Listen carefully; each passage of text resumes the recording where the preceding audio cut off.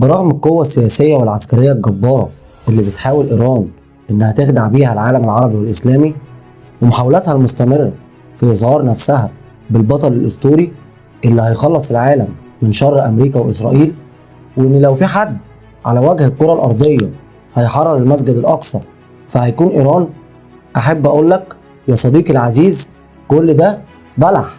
إيران حتى لو كانت قوية عسكريا فعلى مستوى أجهزة المخابرات الإيرانية ضعيفة، وإيران حرفيا مخترقة. ولو مش مصدق هحكي لك بدل الموقف 3 وهسيب الحكم ليك، انت بنفسك اللي هتقول إذا كانت إيران مخترقة ولا لأ.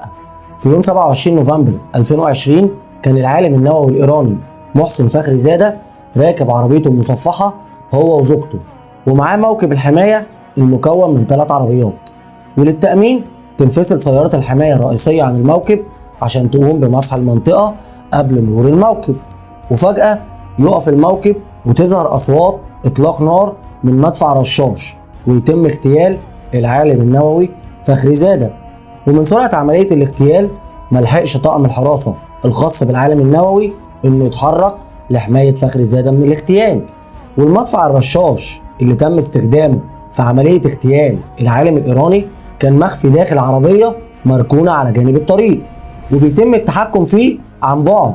وأول ما تمت عملية الاغتيال تم تفجير السيارة اللي نفذت الاغتيال وبرضه عن بعد. وده كان الموقف الأول. إيران وبرغم إن البرنامج النووي يعتبر أولوية قصوى إلا إنها ما قدرتش تحمي عالم نووي بحجم محسن فخري زادة ويتم اغتياله داخل الأراضي الإيرانية. أما الموقف الثاني فهو اغتيال إسماعيل هنية قائد المكتب السياسي لحركة حماس والحارس الشخصي بتاعه في يوم 31 يوليو 2024 وفي قلب طهران داخل أحد مقرات الضيافة التابعة للحرس الثوري الإيراني.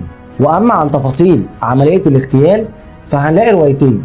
الأولى إن عملية الاغتيال تمت بإطلاق مقذوف قصير المدى على الغرفة اللي كان مقيم فيها إسماعيل هنية.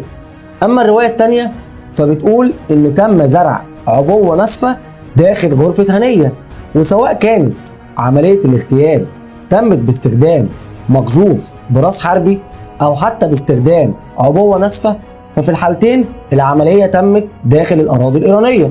ولك أن تتخيل إن إسماعيل هنية كان موجود في مبنى تابع للحرس الثوري الإيراني، ومش بس كده، ده المبنى اللي تم اغتيال إسماعيل هنية فيه بيبعد مئات الأمتار عن قصر الرئاسة الإيراني.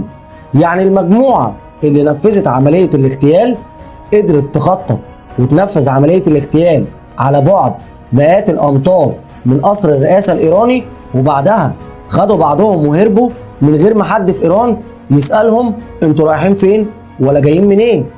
أما المشهد الثالث واللي بيأكد لك إن إيران مخترقة ولازم تطهر الجبهة الداخلية من العملاء والجواسيس بنفس شدة احتياجها لامتلاك السلاح النووي ويمكن أكتر، فقبل الهجمات الجوية الإسرائيلية الأخيرة على إيران بدقايق ظهرت طيارات مسيرة من داخل العمق الإيراني واستهدفت قواعد الدفاع الجوي الإيراني عشان تسهل على الطيارات الإسرائيلية إنها تضرب أهدافها داخل العمق الإيراني من غير ما حد يعترضها. تفتكر حضرتك وبعد كل اللي حكيته لك إيران مخترقة من الداخل ولا لأ؟